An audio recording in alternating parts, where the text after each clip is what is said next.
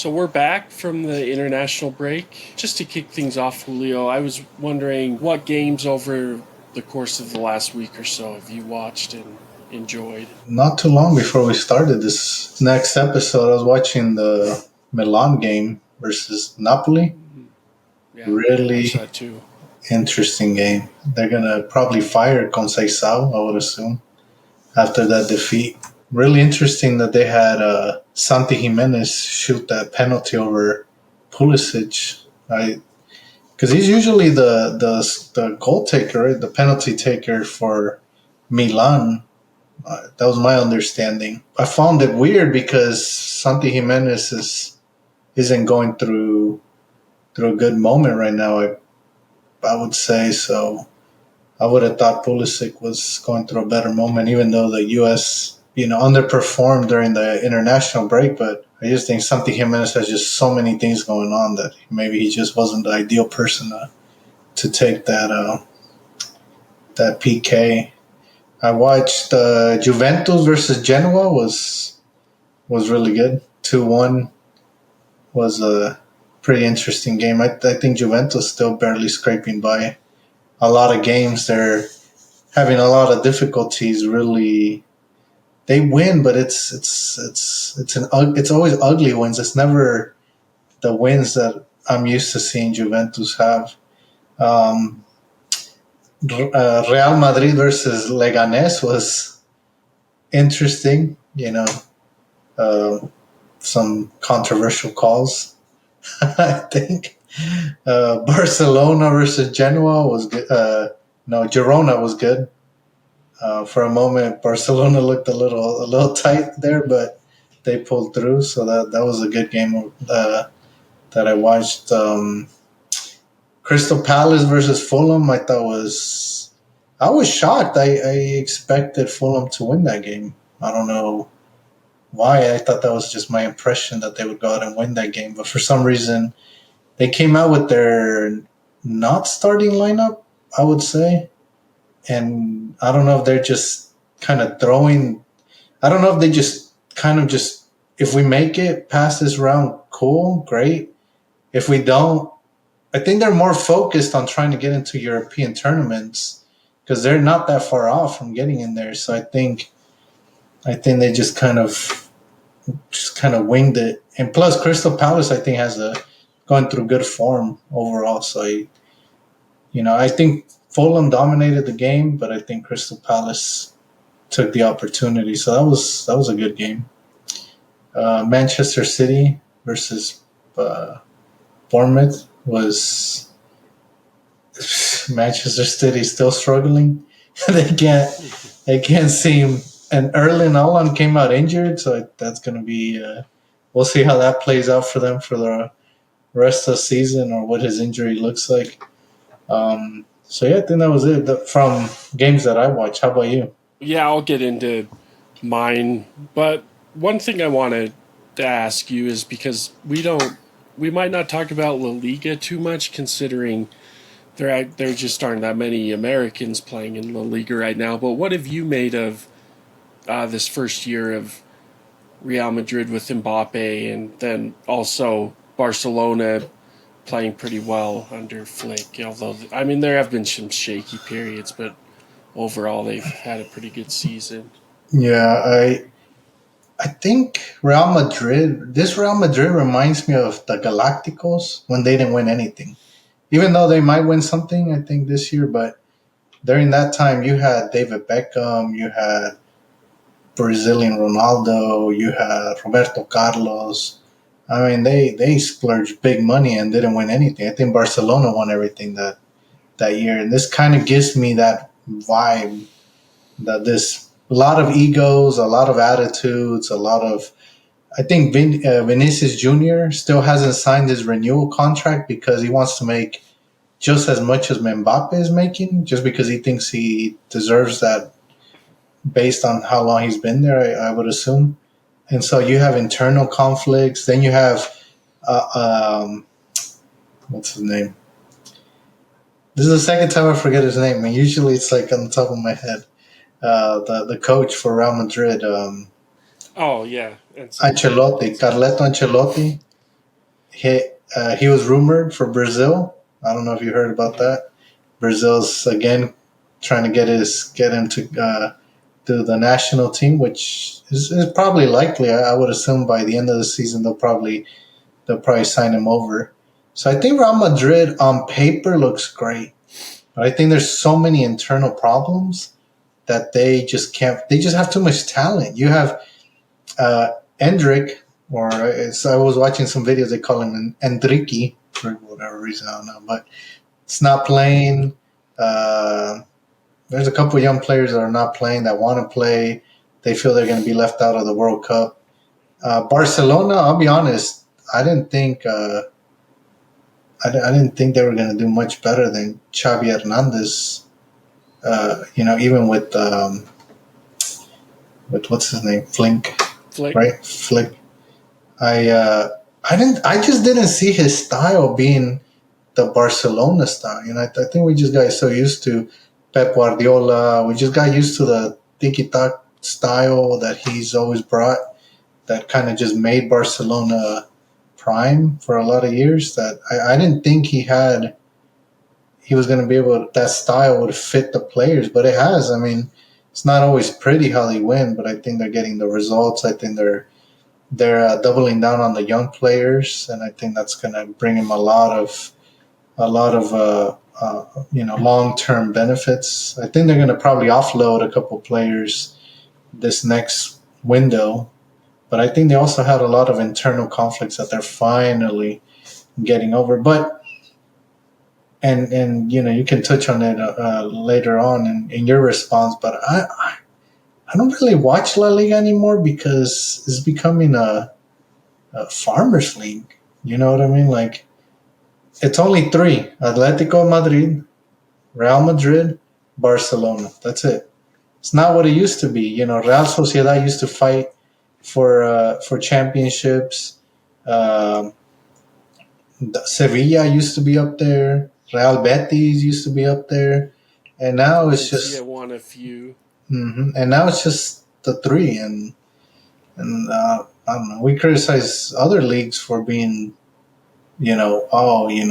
they're boring, or it's always the same rotation of teams that are winning. But La Liga is not that far off. I mean, realistically, the only league, in my opinion, that can really takes a spot, the Premier League. I even think the Bundesliga is more interesting at times, especially after Bayer Leverkusen won last season. I think they bring, you don't know. It's not Bayern Munich, Borussia Dortmund anymore. Now it's Bayer Leverkusen coming into the table. Serie A's been more interesting, which usually I'm not a big fan of Serie A, but Milan ninth place, which is not like it's not common for them to be down there. But yeah, I think La Liga is. I watch it just because Barcelona, Real Madrid, when European competitions, they take everybody talks about them. You know what I mean? But in their league, in La Liga, it's just rough. It's not rough and not, but like Leganes almost beating Real Madrid was just 3-2 was crazy, but it was just it was painful to watch that game. And some might say the 12th player, had a say in their win, but I don't know. I'm not. We're not going to go down that rabbit hole. But Barcelona, I mean, it looked tight, and then all of a sudden they just opened the floodgates on Girona, which I thought Girona was doing well. I thought last season they did really good. They even got into European and Champions League. I think they were in there. And then this season they're just kind of downhill. And it might be because Manchester City kind of cherry picked some players in there. Savio, I think, was in Girona last season, and then now they brought him over. He was a good just gave something else to that team, and now it doesn't seem like they have it. One struggle is once a lot of these teams that aren't Real Madrid, Barcelona, Bayern Munich, PSG, once they make Champions League, it's hard to do well in their league and balance that with all the extra games they have to play in Europe. So I think that's kind of what's happened with Girona, and I see that happening a lot with these teams that you're talking about. The Spanish teams that used to compete for titles, but now they aren't quite as competitive. Well, did you watch the game, right? The Real Sociedad versus Manchester United. Yeah, I did. I Yeah, see, that's probably to your point. You know, I thought Real Sociedad was going to win that game. To be honest with you, and not because I'm hating on Manchester United, even though I'd be interested to see them get relegated. But you know, Real Sociedad I thought just had controlled the game, and Manchester United in the fashion that they've been these last couple seasons, it looked like they were going to drop the ball, but somehow they got some lucky circumstances in their favor and changed the game around. Yeah, that was one of the more interesting Europa League fixtures, I feel like, before the international break. So, speaking of the international break, though, we did film our first episode after the loss to Panama, but since then, the U.S. also lost to Canada in the third place game The Nations League. Yeah. the Nations League. So, with that in mind, what do you see as the path forward for the U.S. now that basically you have the Gold Cup this summer, and then who knows how many chances they'll get to play top competition before the World Cup next year? Where do you even start, right? It's just there's no identity in the U.S. national team, the men's national team. There's no identity in those players. Like, you see them perform somewhat well in their clubs, and you throw big names out there: Milan, Juventus, PSV, teams in the Premier League that are mid-table, upper-table teams. But it just seems when you bring them all together, it's just there's just I feel like there's not that playmaker in the midfield that really changes the game. I think I think you just have a whole bunch of lack of almost wanting to be there, which just seems like I don't know. Does it come from Pochettino? Does it come from the federation? Does it come from the players just being in poor form for their club teams? Is it a combination of multiple different things? I think we have to look at it from the perspective of how are they going to perform individually during their for their club teams, and they might need to leave the big teams and go somewhere where their style of soccer fits better and where they're going to gain more minutes, where they're going to have more opportunities, and maybe that will then help them transition into the national team, and we can see better results. Or the U.S. Federation just needs to cut ties with Pochettino and just. I think there's still time. Pochettino hasn't done anything that really changes the game. It's not like he's come and just discovered all these young players, and now all of a sudden he has a really young squad that players that are looking to move to Europe, and they're playing really well together, and they might be tying or losing, but it's a whole new different face to the U.S. team. You're talking about a U.S. team that is supposed to be called, and this has been touched on from different podcasts or even on live TV. It's supposed to be the golden generation, and you just don't see passion. You don't see Clint Dempsey's out there. You don't see Landon Donovan's out there. You don't see any of that. You see a whole bunch of players that are just there, just going through the motions. And I don't know. We're not there, right? We don't know what they're really going through. There might be a lot going through, but I'm pretty sure they're not, their paycheck, their bank accounts, they're not living day by day. So financially, I don't think that's an issue. I think there's just a lot of different things. I told you from the beginning, Pochettino is not the coach. Pochettino is just he doesn't understand. And this is gonna be. Some people might think I'm wild or I'm a hater, but Argentinian coaches outside of Argentina are lost. They're just outside of coaching Boca Junior and River Plate and all those teams. Like they can't seem to figure it out. They're just cashing in a check. I mean, how much does he make? 6 million a year or a season? No, a year. Pochettino's making 6 million. Is his performance a $6 million performance as a coach from the tactical aspect? I don't think so. I mean, I'm pretty sure there's coaches that get paid less that are doing greater things with their national team than Pochettino's doing with the U.S. national team. And I don't know if you heard this rumor. This was maybe a year back. The U.S. Federation, from my understanding, went out looking for or had conversations with a Mexican coach. Man, I can't remember his name. I don't know why. When we start these episodes, I blank. Sorry. He's coaching Costa Rica right now. El Piojo Herrera. El Piojo Herrera. You know him. You look at Costa Rica. Did you see their game? They won 15-2 between two legs. Yes, I mean, all right, I get it. They played a really bad team, but they had identity. They had young players. They had, they were playing towards something, right? And I bet you Piojo Herrera is not making $6 million a year. So, I don't know. Tata Martino did the same thing to Mexico.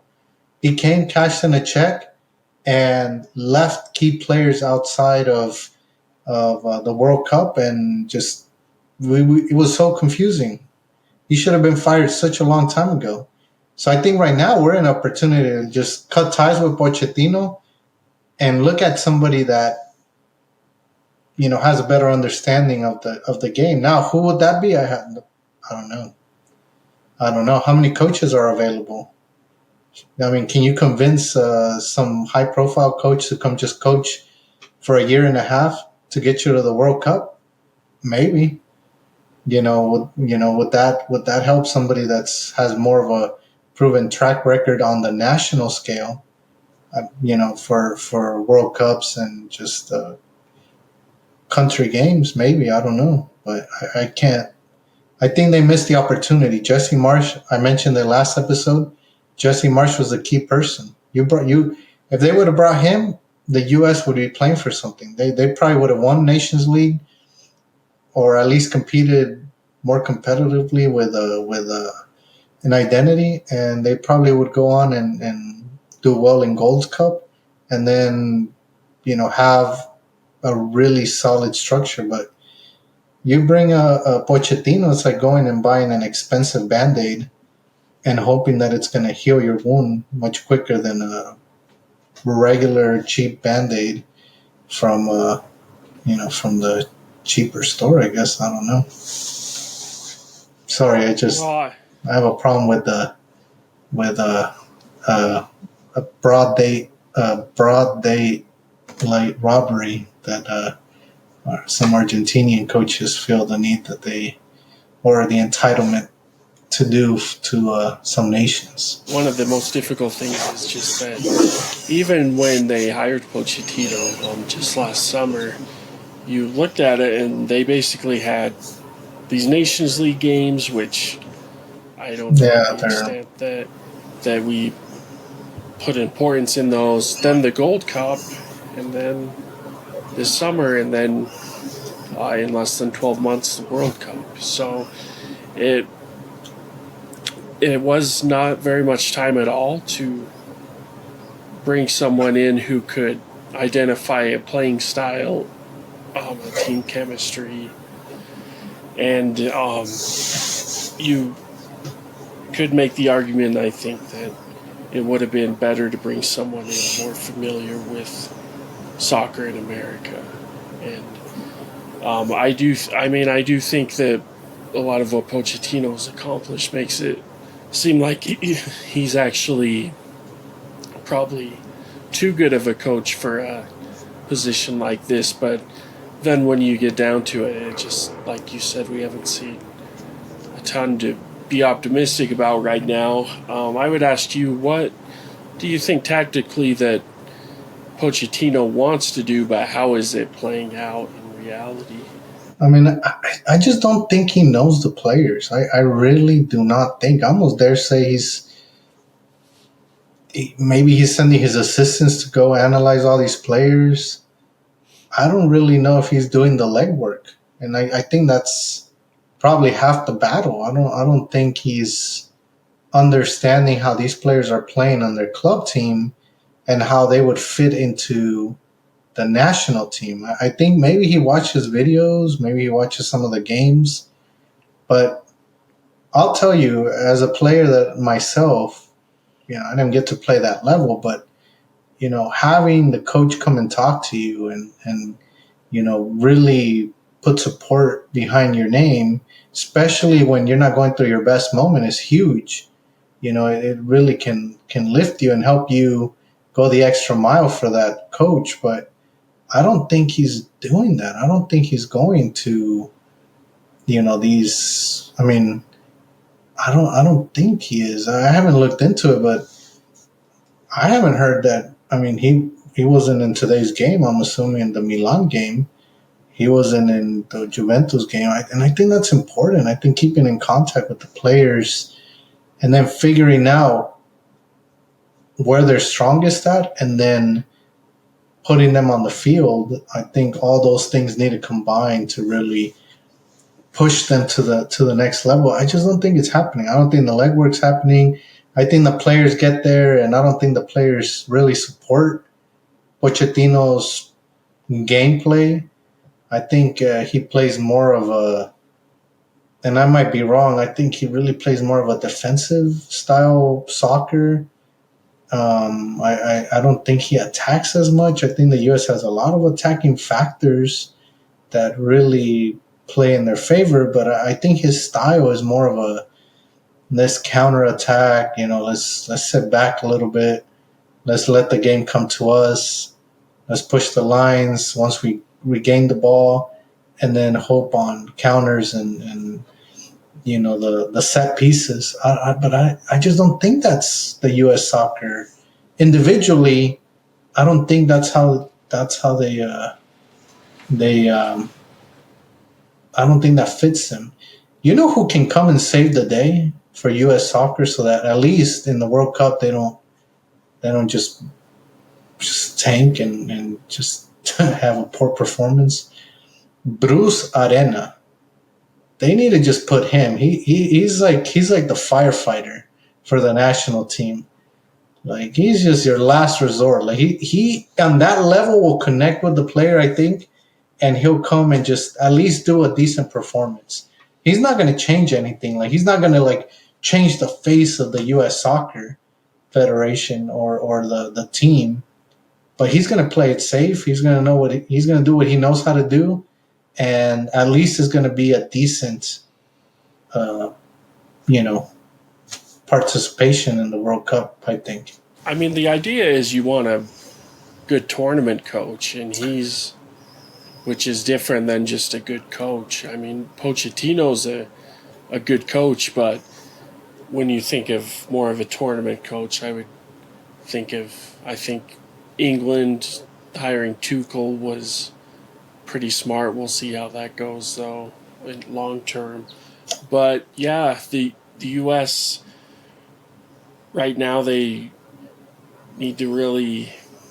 I mean, I think I might disagree with you that I think it's probably too late to put someone else in, but I see why you think Bruce Arena would be a good choice, and I could picture them at least winning a knockout game with him as coach, which I I'll be honest. I think right now that's, as far as the product of what we're seeing, that's going to be a big challenge to even win a knockout game. But I said this last episode, best case scenario, I would think maybe more of a round of 16, a quarterfinal would be a pretty good showing for the U.S. at home. I don't know. I There's not a lot of games left till the World Cup. I mean, you'll have Gold Cup, which is not really going to be Gold Cup because most players are going to, I'm assuming, are going to go to the FIFA Club World Cup instead of, because the Gold Cup and the FIFA Club World Cup is going to be at the same time. I think they start the same day, right? So realistically, and I don't know, I don't know what you're going to watch, but I'm going to go watch the FIFA Club World Cup instead of the Gold Cup. I mean, I just think the Gold Cup is just going to be washed down with a lack of, first team squads.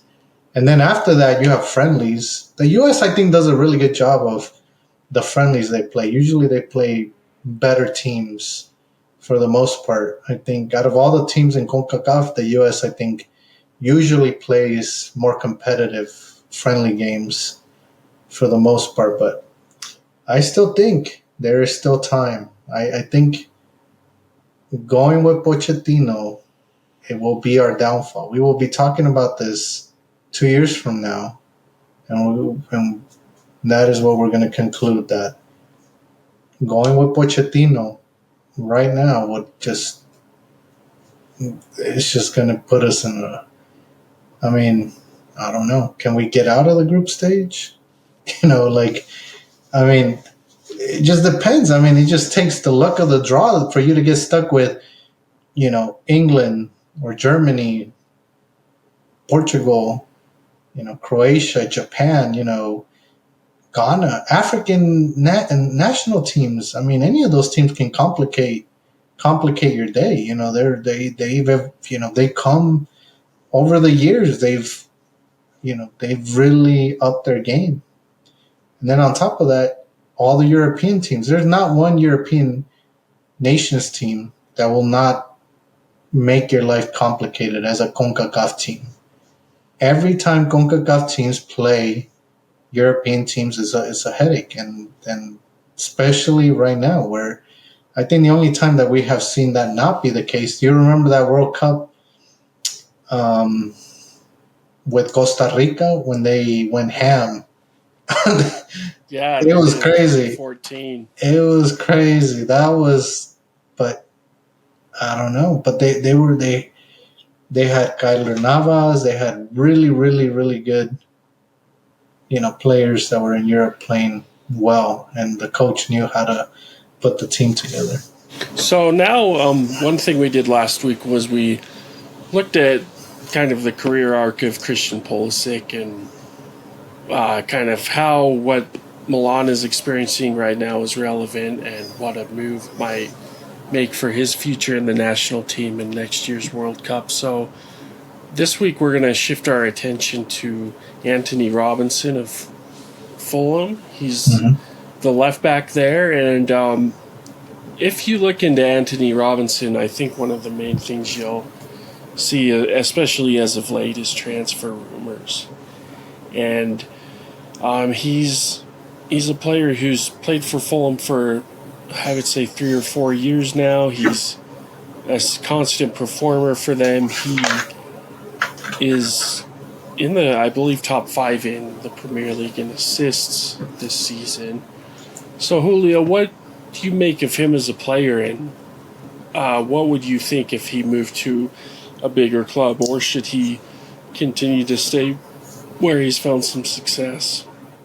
Well, I think I have it saved here. His stats for today were 71 minutes, one tackle, one foul, 52 passes against Crystal Palace FA Cup game. So not bad. I think he's up there in the defensive side of, for the Premier League. Should he move? it just depends. The rumors say Liverpool. I But then you look at that option and you look, okay, is Liverpool, and you more than anybody will be able to answer this question. If is Liverpool how they're structured right now, can Arne Slot be the coach to develop somebody to that next level? In theory, yes, right? You look at what he did with Feyenoord, you look at some of the players, younger players that were under him and how they exploded under him. But with the pressures of Liverpool, is he really going to take the time and really focus on a more youth squad where he's going to fit and be able to develop into that role? With Trent leaving, you're filling that role. Is he the person? Actually, no. Trent's on the right side, right? Yep. Yeah. Okay. Well, either way, he's filling big role. Liverpool defensive line is always known to be solid. Is he a player that will step up and live up to that expectation? Because Liverpool's, and I might be wrong, you probably know better than I do. I'm assuming all the transfers that are going to come into Liverpool are going to be players that are expected to perform day one. They're not going to be like, oh, we have a squad depth and we can afford to kind of, work with players and have them, adapt to the squad.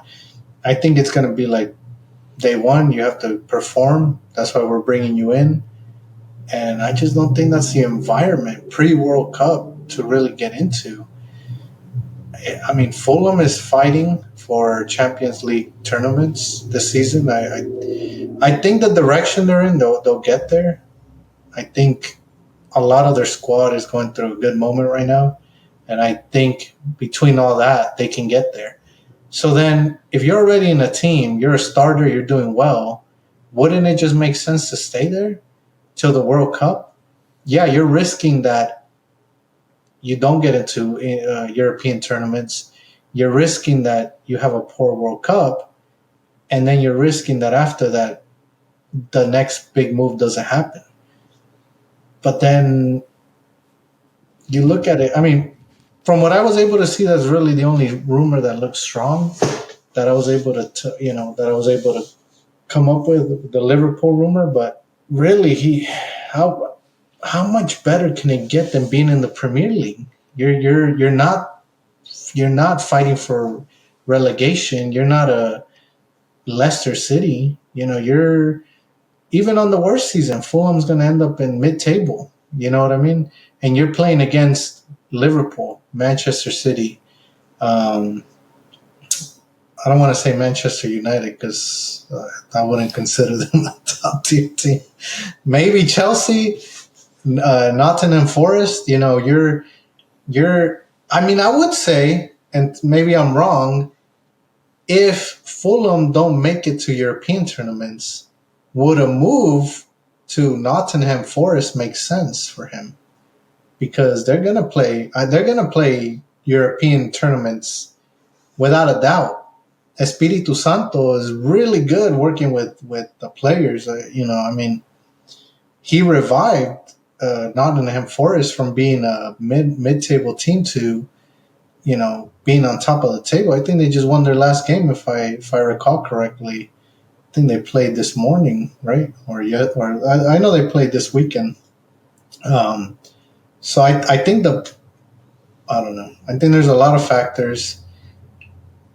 If it was 2 years out from the World Cup, I would say a move to Liverpool makes sense. You have time to adapt. You have time to, work to be the starter in the team. You have more time. And I think time is not in his favor.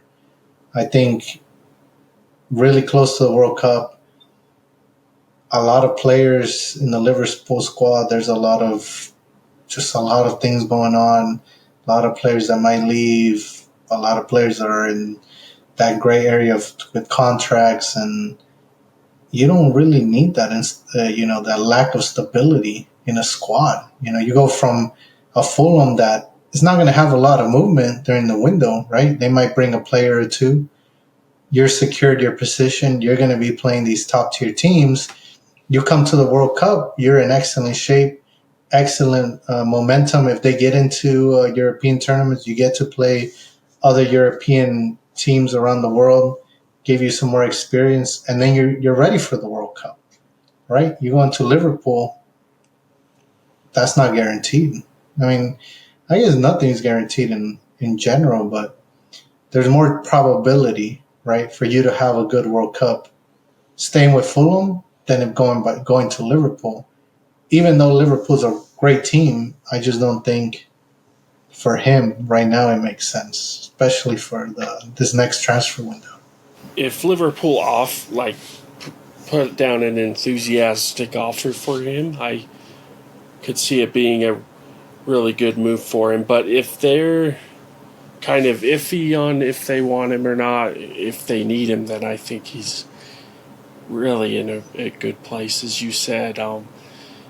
If he was able to get into the Liverpool squad, I think one of the things that would be in his favor is I do see him playing, considering that both of the left backs right now have been kind of struggling this season. But and the other thing that's in his favor is he plays in one of the most kind of specific positions on the football field that there are a ton of players who can play, which is left back. So I think any move that he might get would hopefully see him get some playing time. But overall, Fulham is, as you said, it's not kind of a relegation side anymore. It's a team that's going for top spots. They're building up their roster. They signed Smith Rowe last year. They brought in Jimenez, who was a consistent Premier League performer, and he's been a solid addition. So, yeah, I just think for him it's going to be a huge choice, but we'll have to see how much playing time he would actually get if he did move to Liverpool. Though I do think for the position he plays, he would get those opportunities. I would at least hope. Who's in the left back right now for Liverpool? What are their options? Who do they normally play Well, with? they have Andy Robertson, who's been the Yeah. fullback for them for 7 or 8 years now, and then they also have Kostas Tsimikas, who's a Greek player who's been a reserve left back for them for 3 or 4 years. But I think I've heard some rumors that he's probably leaving. And Anthony Robinson he's up there in age, right? He's He's already 27. oh, he's still young then. Hmm. So do you think he would really? Do you think if the offer made sense and he moved, he transferred over? Do you think he'll be able to? Would he be able to take that starting spot? Do you think, or you think it'd be more of a rotation role? Maybe play more during certain tournaments, and how do you see that playing out for him? I think if they're going to bring in a left back, it's going to be because they really need to play. Because, Mm. as you said, they Liverpool has had a solid season. They're probably going to win the Premier League, but um, like you said, they don't necessarily have the luxury of bringing in players just for squad depth.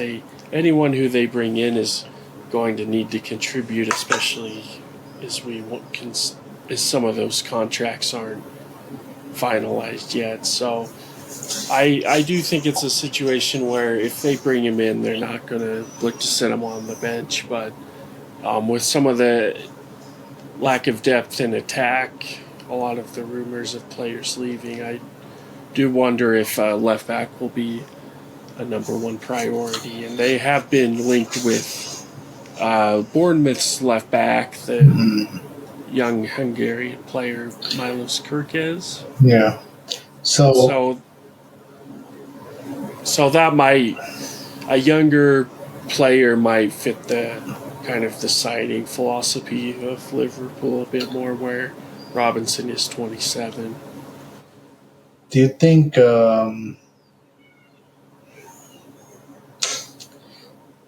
I guess the other factor is going to be if Fulham make it into European tournaments, they're not going to let him go.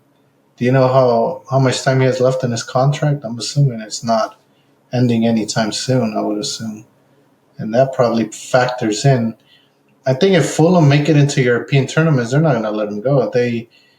If Liverpool come knocking in or knocking the door, it's going to be 70 million plus transfer. It won't be any less than that.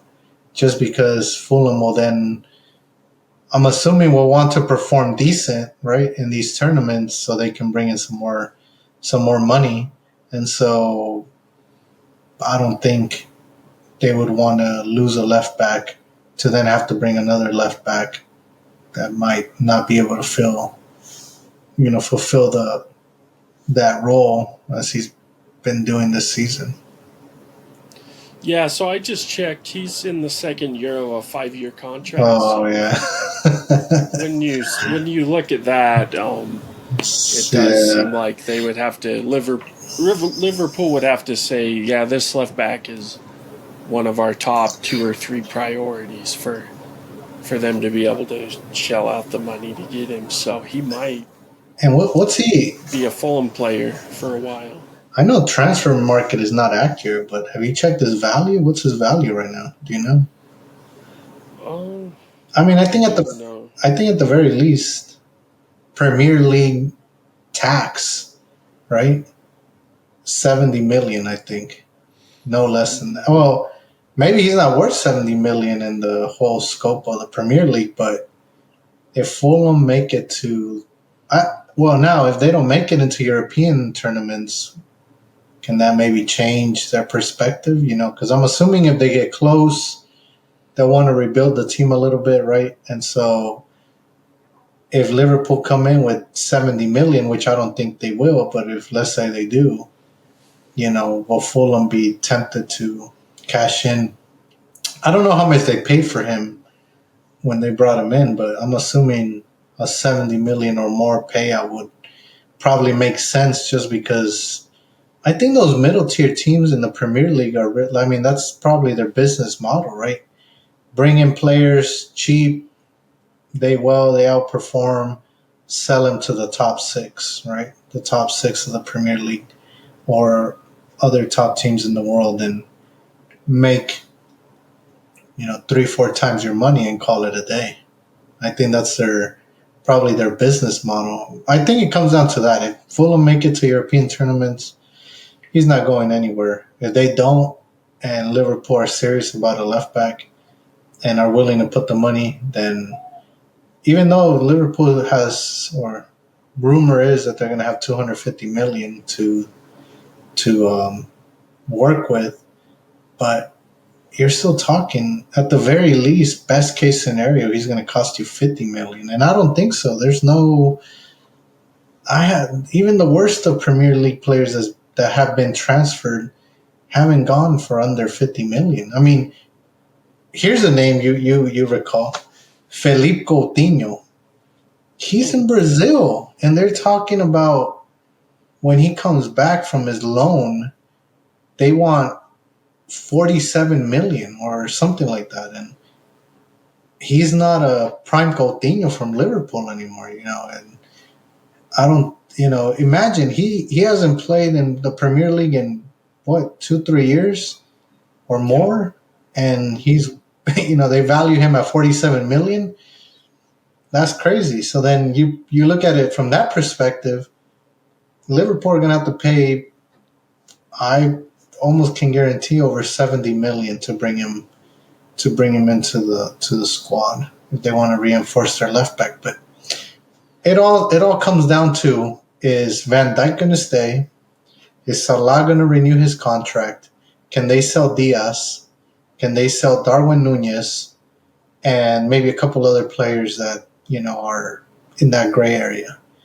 I'm assuming if they can sell those Darwin Nunez to Saudi, which is probably where he's going to go, and Diaz to Barcelona, which I'm guessing that's the strongest rumor that I've heard so far, then yeah, maybe if they bring, I think if maybe they can get some money from there, and maybe they'll be able to have the money to, or maybe they'll have a wider scope to say, okay, we can focus on the whole squad.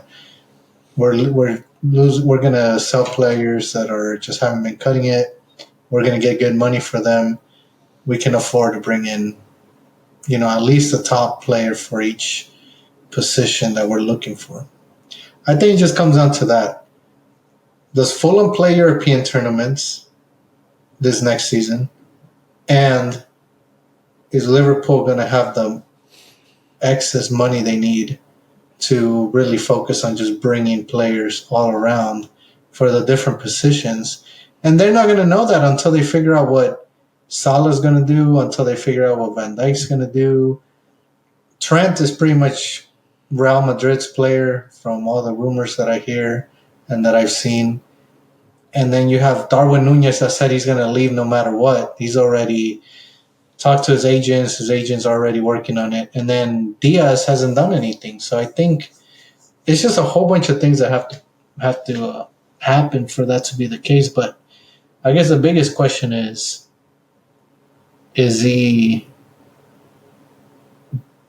right now with how far we are from the World Cup, should he just stay with what he knows? What's got him to this level? I mean, think about it. We're talking about Liverpool, who is, well, I don't want to jinx him. Let me knock on wood. Who's going to be, if everything goes properly, if everything goes, as it has been for them, well, with the exception of these last couple of weeks, but prior to that, for Liverpool to have you on their radar, that means you've been doing things right. And so if you're in a team that's allowed you to do things right and be a top tier player, why not just ride the wave and just get to the World Cup and perform? Imagine somehow the US pulls together. He has a great season, right? Maybe he's not going to be Liverpool by the end of the World Cup. You know what I mean? Maybe it's going to be another team. Maybe it's going to be a bigger team with a bigger paycheck. I don't know. Maybe PSG. PSG loves to throw money left and right. Well, I guess not anymore. Luis Enrique is really focused on the young players, so it'll probably have to be a different giant team out there. Yeah, no, those are all good points. So we'll see what happens with Robinson and if Fulham can clinch a Champions League berth, Europa League berth. That would be big for them. So as we near the close of this episode, we are going to do something big right now, which is unveil our first American 11.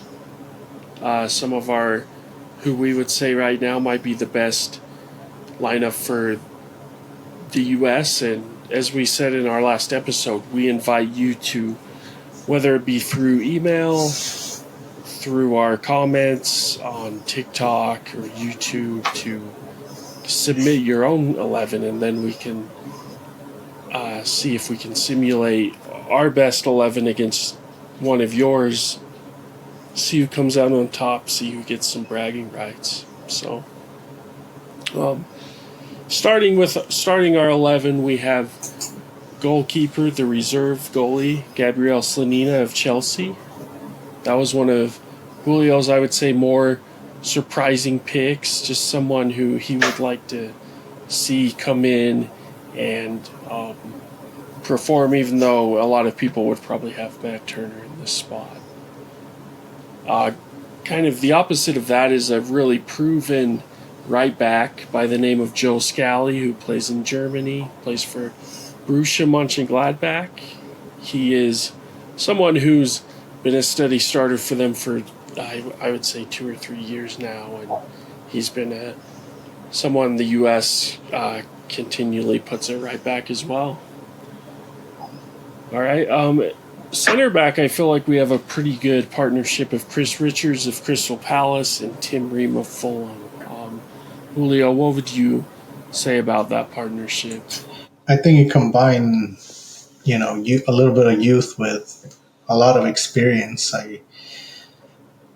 I mean, I think you need that. You need a leader. You need a role model. Tim Ream can bring that to you. Yes, he's 37. He'll probably be, what, 38, maybe 39. I don't know his exact birthday, but he'll be up there in age. But the problem is, who else has been raising their hand with performances to say, hey, I'm ready to take the role?